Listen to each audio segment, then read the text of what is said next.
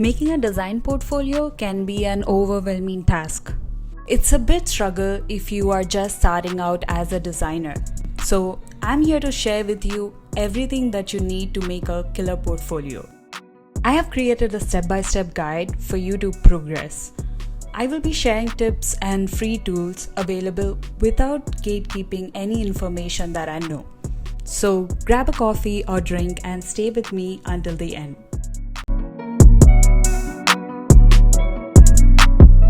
Hi, I'm Manaswini. I'm a brand designer and strategist.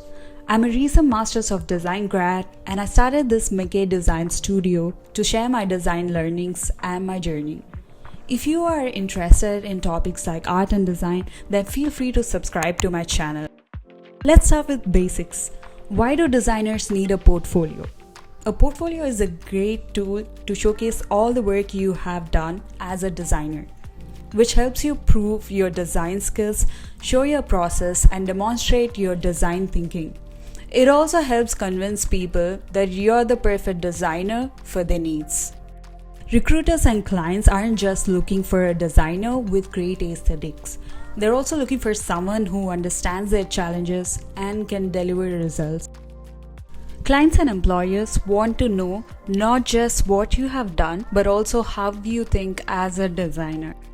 They're curious about how you tackle challenges, explore ideas, and arrive at a creative solutions. That's why your portfolio should be a complete package. Ultimately, your portfolio is your ticket to opportunities. It's the first thing employers, clients, or collaborators will see, and in many cases, it's what determines whether you get a callback, an interview, or a project. According to most reports, recruiters typically spend less than a minute, often around 30 seconds to a minute, reviewing a design portfolio, quickly scanning through key projects to assess a candidate's skills and suitability for the role. So, the selection process and competition for design roles is pretty brutal out there. So, how do we make the first impression? But before we get into the guide, if you are someone who already has a portfolio and is looking to just revamp existing design, ask yourself these questions. Does it highlight your best and most relevant work? Does it show your process from start to finish? Does your portfolio prove your ability to tackle real-world design challenges? Is it tailored to the audience you're trying to showcase your portfolio to? Now let's get back into steps. So the first and the most important step, define your niche and goals. Before you even start diving into creating your portfolio, you need good clarity on these two things, your niche and your goals. Start by asking yourself this. What kind of designer are you? Are you a UX UI designer, a brand expert, motion graphics artist, product designer, or do you specialize in another specific area of design? While it's tempting to showcase everything you have worked on, it's not always the best strategy to include all your projects. Having clear focus is important. Being a jack of all trades can be valuable, but it may also suggest that you haven't mastered any particular skill. This can make you appear indecisive or uncertain about your direction as a designer. It's perfectly fine to change your focus over time, and it's kind of pretty common among designers. For example, a designer might start their journey working as a brand designer, and eventually they might find user experience design as something they're more passionate about. That's okay, they can change their portfolio tailored to user experience design. It's important that your portfolio represents the present niche that you're focusing on. That doesn't mean you're being inauthentic while doing this. Instead, it's more like you're showcasing the design skills you enjoy the most and aligning your portfolio with the type of projects and clients you want to attract. Sticking to one specific niche shows that you have clarity and confidence in your design work. It also helps you grow in the direction that excites you most as a designer.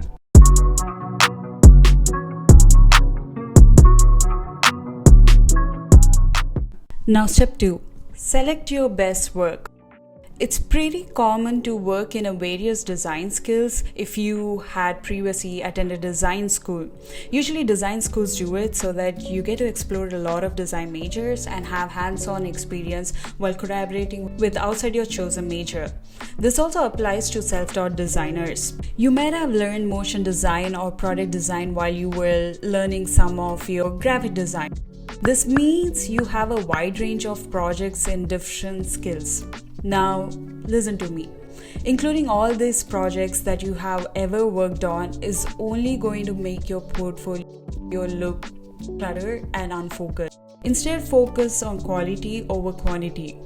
Your portfolio is only as strong as the work you showcase. So, once you have chosen your niche that you want to focus, select the best projects that highlight your skills in that specific area. But if you think there are great projects outside your niche that you're focusing on, like you might have a project in illustrations that you have worked in the past and really passionate to put that project into your portfolio, then what I would do is have another section in your portfolio where you can cleverly place these projects. This can be your hobby sketches, illustrations, or any other work that you really like but are not worth being your showstopper projects. You can put them on a different page, naming it other projects, or you can be creative with how you want to present it by having a clickable link or text saying, if you are interested to see what I do in my free time, feel free to check this out. Or if you are interested to look at my old projects, click here. Something like that. So you can really be creative how you want to show them. And a lot of designers have different ways of showing this. Some even share it in the About section under Hobbies. It's a great way to show your personality while also sharing your design skills.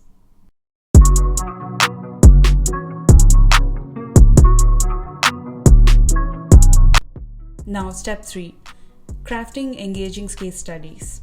Okay, now you know what kind of designer you want to be, and you have a few selected projects that you want to share on your main page. How do you present these projects? You have done a lot of work and great designing that you want to share, but what is the right way to present the work that you have done? A well-crafted case study demonstrates your thought process, creativity, and impact that you had through your design decisions. Structure your case study like this. Start by introducing the project. What was the project? Who was the client? Real or hypothetical? What problem were you solving? Dive into your research, ideation, and design iterations. Of course, this is a design portfolio. We're not going to bore our audience with just plain text. Sketches you have in your ideation stage, mood boards, user personas, or any kind of wireframes and prototypes you have to bring the process to life. Share your deliverables. Use visuals and descriptions of your design to showcase your solutions clearly and concisely. Make sure to highlight how it directly addressed the problem. Show the impact of the project. Now, most designers miss this step, but it's one of the most important steps that elevates your project.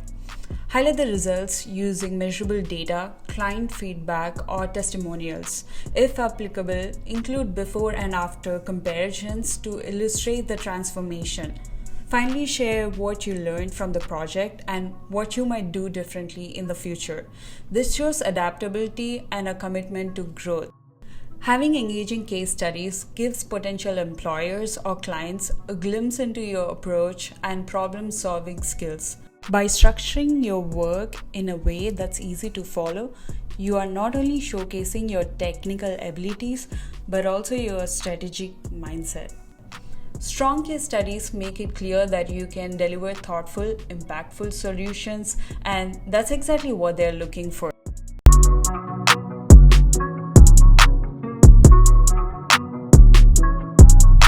Step 4. Create a personal brand.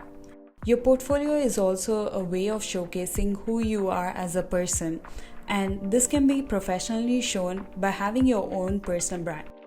Like, I branded myself as McKay Design. It is a name that came from my full name. It's just something I brainstormed and I came up with a name and logo that I feel comfortable representing who I am. So you can make a logo and identity for yourself, just like how you created a brand identity in your design projects. Your personal brand communicates who you are as a designer, what you stand for, and what makes you unique.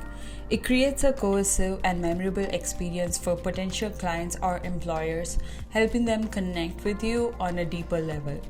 To create your personal brand, choose a cohesive color palette. Pick your colors that align with your aesthetic and the emotions that you want to convey. For example, bold and vibrant colors for a playful brand designer, or muted tones for a minimalist UX UI designer. And next, select typography that complements your style. Whether it's clean and modern fonts for a sleek look or artistic fonts for a more creative vibe, your typeface should enhance your brand. Design a layout that's professional yet distinct. Use clean, user-friendly navigation and make sure your visuals and text are balanced. Try to avoid overwhelming your viewers with clutter. Having a strong bio on your landing page is also very important. Your bio is kind of like an elevator pitch of your personal brand. You can start by introducing yourself, share who you are and your professional identity. You can even highlight your expertise and your values as a designer. Mention your skills and what drives you as a designer. So when I say to include all this in your bio, this shouldn't be a long paragraph, but it should be to the point. To give you a quick example, let's make a bio for a brand designer. I'm a brand designer who helps small businesses tell their stories through meaningful, visually stunning identities. I believe that great design builds trust and creates lasting impressions. That's a simple introduction. It shows who they are and what they do in one go. So try to create your own bio which resonates with you and who you are as a designer. So once you are done doing all of this, when someone lands on your page, the first thing that they see is your bio, and within seconds they are able to tell what kind of designer you are and what you do. And then they go right ahead into your projects. You have your main projects in the website content section, and when they scroll down, you can extend your portfolio in the footer by including your professional social media platforms like LinkedIn, Instagram, Behance, or any other platforms that you have. And when it comes to the About section is where you can share who you are. You can include your resume here or even have a separate resume section. It's totally up to you. You can be more creative, include a few pictures if you ever attended any design event, won a few competitions, or attended design conference. I usually find designers get really creative with the section here. It's totally up to you how creative you want to get, but please keep a professional tone. You can get creative, but you shouldn't go ahead and share your deep personal thoughts. Remember to always get another perspective on your projects. I personally use ADP List, where I got great feedback on my resume portfolio, some great interview tips. So you should definitely check that out. I got to meet some great designers over there. You can also approach any designers you like, and if you find their portfolio impressive, ask them any kind of doubts that you have. Or you can even approach them on LinkedIn. Most designers are really supportive and they will be more than happy to help you. Now that you have defined your personal brand and selected your best work, it's time to bring everything together into a polished, professional portfolio.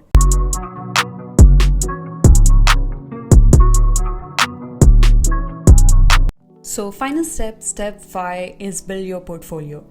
The kind of platform that you choose also has effect on how your portfolio looks like at the end and what stage you are in designing and how much you want to invest, because some of the sites are expensive compared to the other.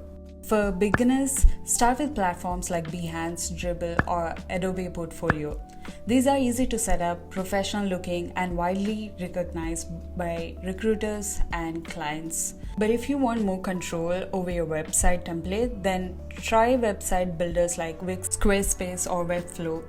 They offer more customization and flexibility. It allows you to create a unique customized brand experience. But if you are someone like an advanced user who also know a bit of coding, then you can go for self-hosted WordPress sites, which gives you full creative freedom and scalability to build something truly custom.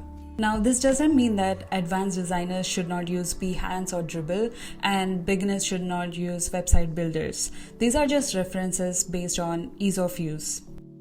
And if you're going to offer more customizing your own website design, then make sure your navigation is effortless.